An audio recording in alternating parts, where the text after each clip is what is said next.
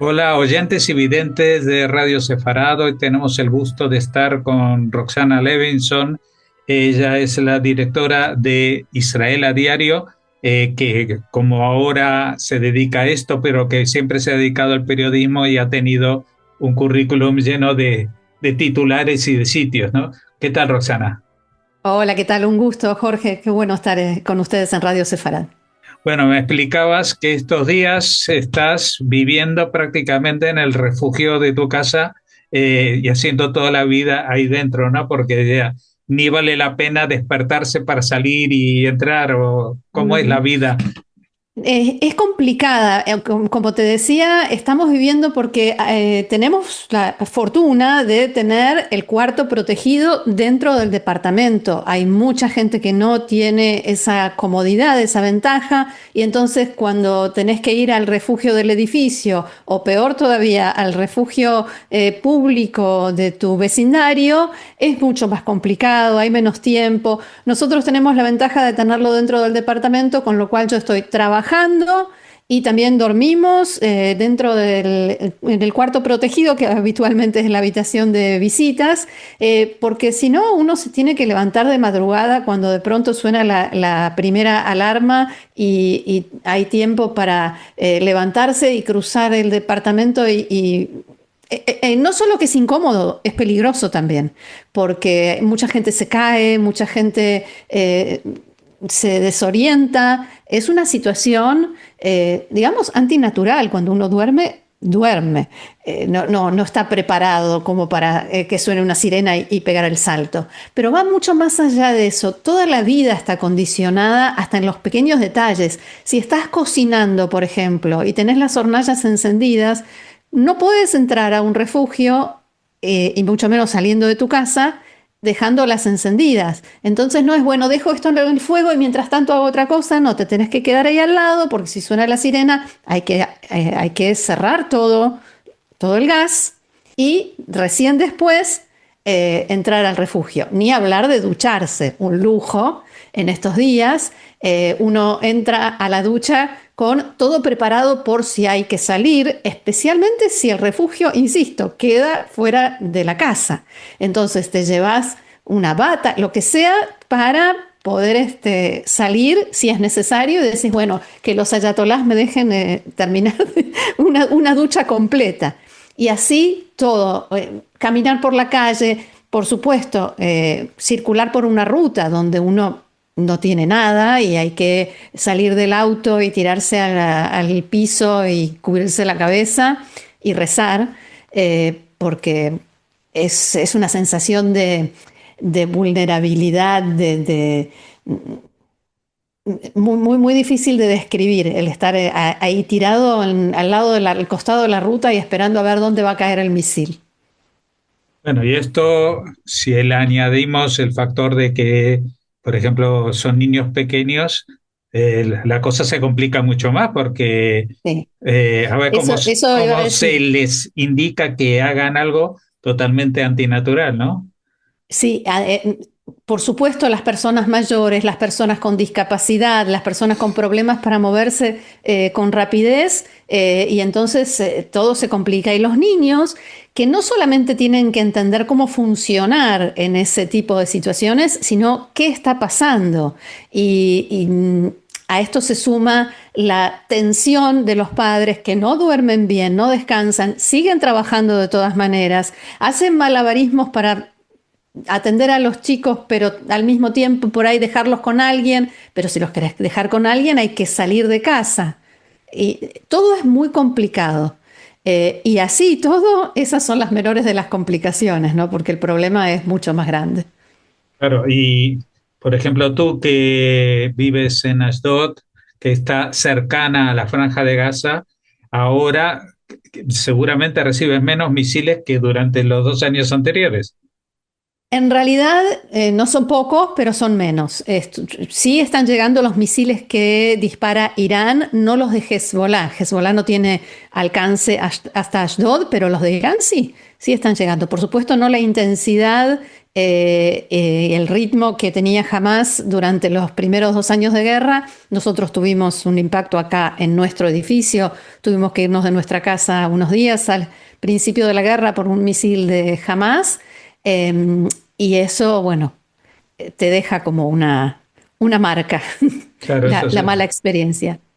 bueno, ya todo eso se suma de que tú trabajas incansablemente a diario, como dice Ujú. el nombre, Israel a diario, y a veces seguramente a cada hora, ¿no? Es decir, casi sos Todo el un tiempo. servicio informativo de estos de la radio antigua que tiene que informar. Ahora ha cambiado la cosa, ahora esto. Sí, en realidad se escucha, en los medios se comenta mucho esto, cómo hace la gente. Hace un ratito estaba viendo que daban consejos sobre cómo volver a dormir una vez que, bueno, sonó la alarma, fuimos al refugio, pasaron los minutos o la media hora, lo que haya que esperar, y nos dicen, listo, pueden salir. A la gente después le cuesta mucho volver a dormir. Entonces en televisión daban consejos. Y un consejo que daban era desconéctense, aunque sea un ratito por día, de las noticias. Y yo no puedo.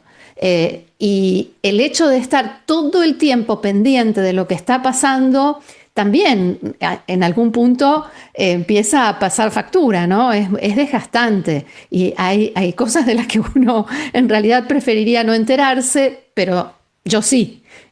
Porque, bueno, como decís, uno se convierte en un servicio informativo. Además, estas charlas con colegas en América Latina, en España también, tenés que estar al tanto de todo. Y además, bueno, es una obsesión de toda la vida. Claro.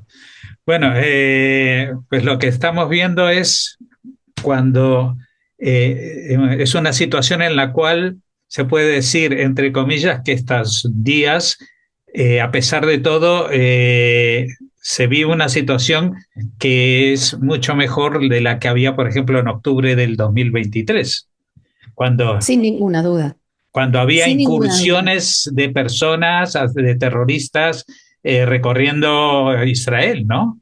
Eso era pavoroso. Sí, sin ninguna duda, el 7 de octubre de 2023 podemos calificarlo como el peor día de la historia del Estado de Israel, pero no tengo duda de eso, y todos los sinónimos que a uno se le puedan ocurrir de ese término y de esa sensación. Y esto es diferente hasta el punto de que, a pesar de la difícil noche que pasaron en el norte de Israel anoche, toda la noche con sirenas constantemente, incesante, de todos modos, la fuerza Radwan, que era la que Hassan Nasrallah había preparado para una incursión a las poblaciones de la Galilea para repetir el 7 de octubre, pero en el norte de Israel, la fuerza Radwan ya no está cerca de la frontera. Allí están las fuerzas de defensa de Israel, y ese es un logro de Israel de este tiempo. Es cierto, y este es otro tema que se está hablando y discutiendo mucho a esta hora en los medios en Israel. Después de lo que pasó ayer y de los 200 misiles que disparó Hezbollah, que no todos llegaron a cruzar a territorio israelí, pero de todos modos disparó 200 misiles y unas cuantas decenas de drones. Entonces, lo que muchos cuestionan es qué pasó con esas declaraciones que nos decían: hemos vencido a Hezbollah, está disuadido, ya no le queda nada, está debilitado y demás. Al mismo tiempo, hay quienes dicen, no, hay que poner esto en proporción.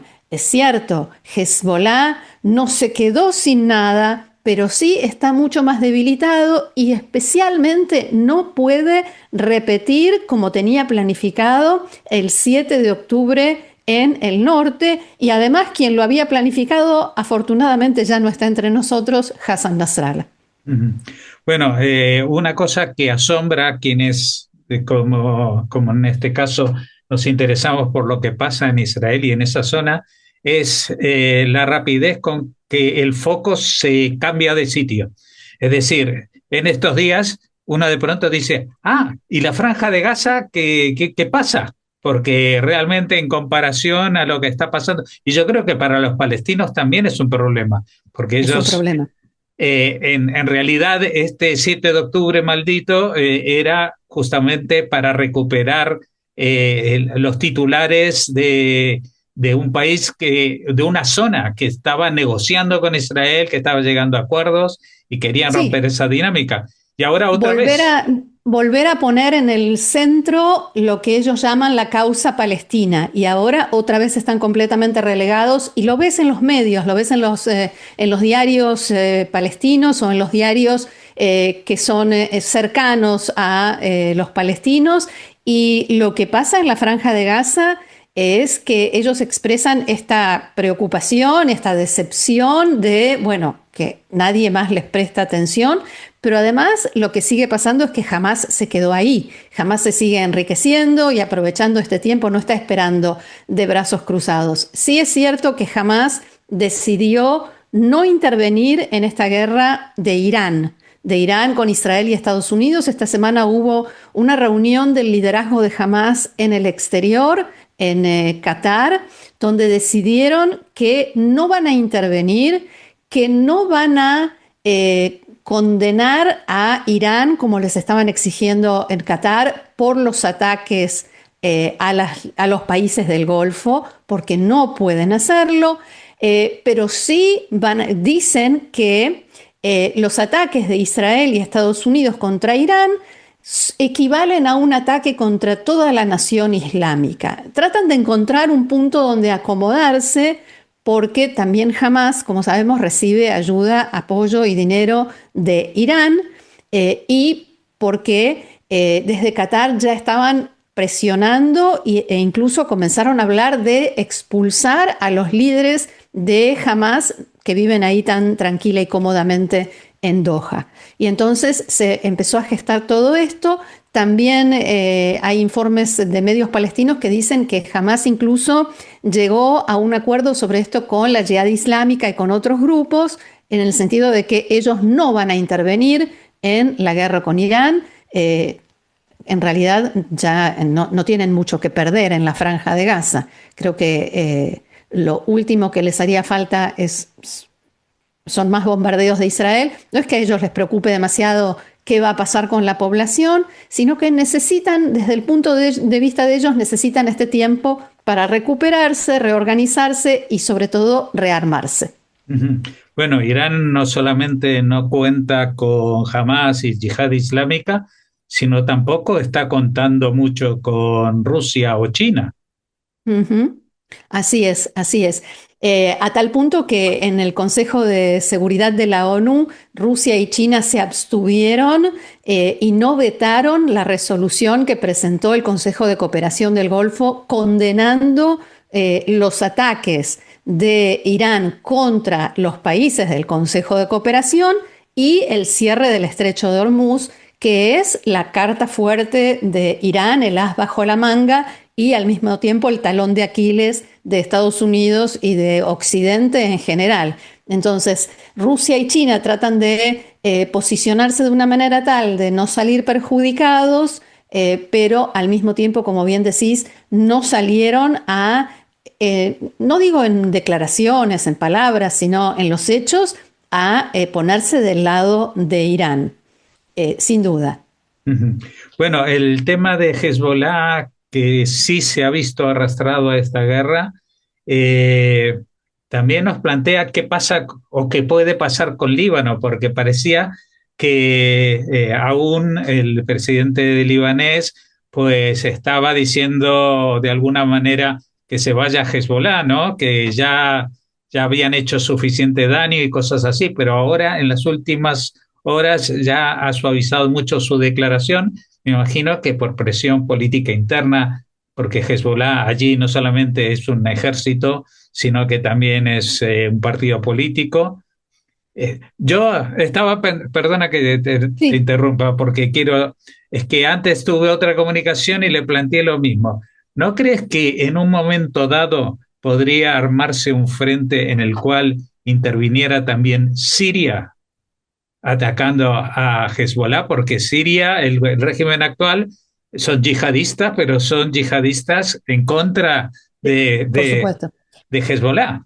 Bueno, hoy se informó que Hezbollah, el diario Nida al-Watan en el Líbano, informó que Hezbollah reforzó mucho la presencia de efectivos de sus terroristas en la frontera con Siria, porque justamente Hezbollah tiene miedo de que Ayara, el presidente de Siria, aproveche toda esta situación para atacar a Hezbollah. Esta rivalidad que no solamente tiene que ver con los sunitas y chiitas, sino que tiene que ver con el rol que tuvo Hezbollah durante todos los años de la guerra civil en Siria y de la tremenda masacre que llevó a cabo el presidente Bashar al-Assad.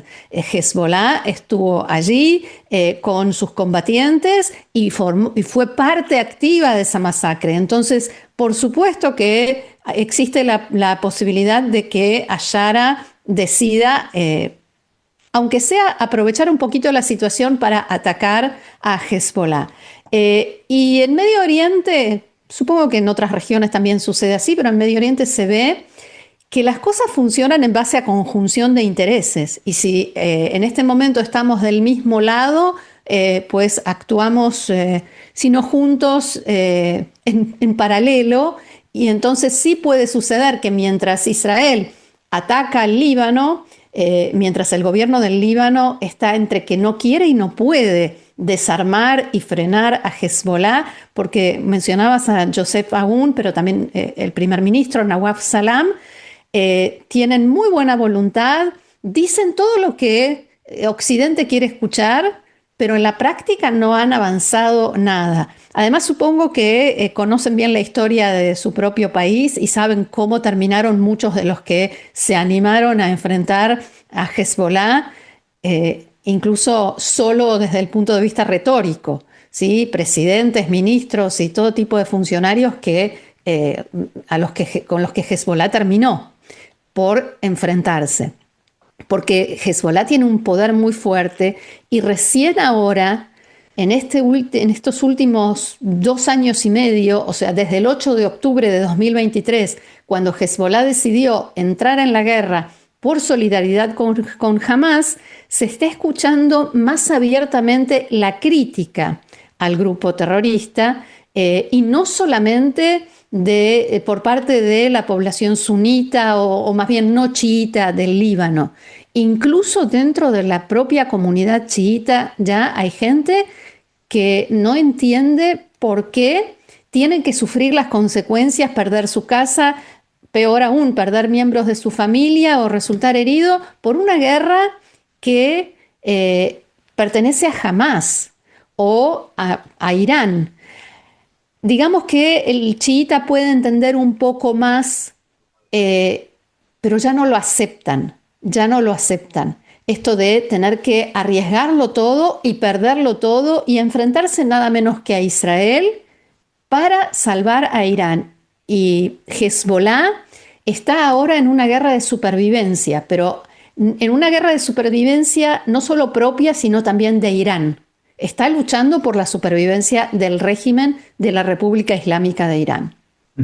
Bueno, igual si Siria o Líbano tuvieran recursos naturales interesantes, pues a Donald Trump echaría un cable para impulsar este escenario que decíamos, ¿no? Lo que pasa que Sí, de momento Trump, para mover fichas, tiene que haber petróleo por medio. claro, porque ¿qué puede hacer el ejército del Líbano contra Hezbollah cuando los soldados libaneses reciben un salario muchísimo menor que lo que reciben los terroristas de Hezbollah? Y las condiciones son mucho mejores. Si sos un terrorista de Hezbollah, las condiciones de vida y de trabajo y de servicio son mucho mejores si sos un terrorista de Hezbollah que si sos un soldado del ejército libanés. Y eso sin mencionar que dentro del ejército libanés hay soldados que pertenecen a la comunidad chiita y es imposible controlar qué van a hacer y hasta qué punto van a cumplir esto de actuar para desarmar a Hezbollah. Bueno, nadie tiene la bola de cristal como para saber cuánto tiempo puede durar la guerra contra Irán o si va a llegar a un punto que es el que Israel aspira de derrotar militarmente a los ayatolás y sustituirlos, pero ya lo hemos visto en la Franja de Gaza que las cosas no son tan sencillas. Pero, No. pero puede ser de que el régimen quede lo suficientemente debilitado en Irán como para que dentro de un tiempo pues las fuerzas civiles decidan actuar, que ya no haya tanta represión y puedan manifestarse, puedan salir a las calles sin temer por sus vidas o algo así. Y en ese caso sí podría cambiar algo más en la zona, ¿no?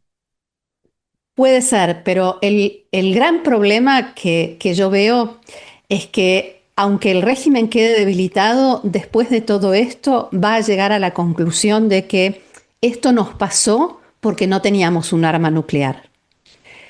Porque a Corea del Norte, a Estados Unidos, a Israel, nadie le hace, que supuestamente tiene, nadie le hace lo que le están haciendo a Irán. Esto visto desde el punto de vista de ellos, por supuesto, ¿no?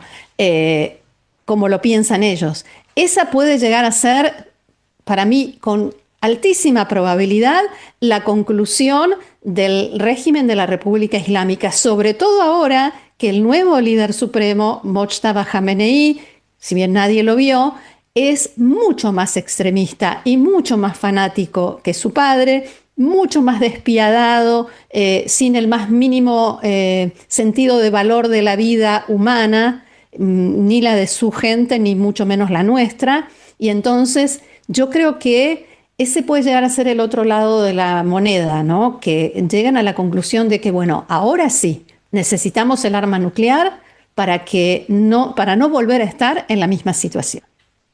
Esa es la única garantía de supervivencia que puede llegar a tener el régimen. Claro, lo que pasa es que nos pintas un panorama muy pesimista. Pero también hay un punto optimista, es que a Mojtaba nadie lo ha visto con vida. Es Sí, decir, hay muchas versiones y este mensaje leído que se difundió hoy no hizo más que aumentar las especulaciones y la incertidumbre, pero hay varias posibilidades. Una es que realmente no esté en condiciones de ni siquiera dar un mensaje porque se dice que está herido. La otra es que simplemente lo estén guardando digamos, tratando de proteger su seguridad porque en el momento en que se comunique de alguna manera con alguien, entonces Israel lo va a encontrar y va a repetir la historia de su padre. Y otra posibilidad es que el régimen esté tratando de generar un halo de misterio y de divinidad alrededor de Mojtaba Khamenei, que tiene una obsesión muy grande con el tema mesiánico. Él dice que el Mahdi, el Mesías chiita, le habla y le dice lo que tiene que hacer y cómo lo tiene que hacer, y que él hay quienes dicen que está obsesionado con el tema del día del juicio final y que él, Mojtaba, está convencido de que él va a tener un rol muy importante cuando llegue el día del juicio final, como para impulsar a la humanidad a llegar al día del juicio final. O sea, toda esa cosa de fanatismo religioso e ideológico podría ser lo que también está de algún modo provocando este misterio alrededor de Mojtaba Khamenei, como también puede ser exactamente lo contrario, ¿no? Que no tienen más remedio que hacerlo de esta manera. bueno, podríamos estar horas hablando, pero aprovechamos que tuvimos bastantes minutos sin que interrumpieran las sirenas, así que te vamos a agradecer. Sí, No sé si quieres decirnos algún mensaje de última hora o de agregarnos algo. no, simplemente mantener la esperanza y el buen, la actitud positiva y el pensamiento positivo, porque nada se ve demasiado bien alrededor, pero nosotros seguimos acá, estamos acá y de aquí no nos vamos a mover. Pues muchas gracias, no solamente por habernos dado la entrevista, sino también por esta frase final, que es un mensaje contundente y que siembra la esperanza de que Los judíos estamos acostumbrados a que no la pasamos bien todos los días de nuestra vida, ni los siglos de nuestra historia, pero ahí seguimos y vamos a seguir. Así que muchas gracias. Gracias, Shalom. Rosana, Shalom, y esperemos que las cosas vayan suavizándose y que podáis recuperar cada vez más la vida normal. Shalom.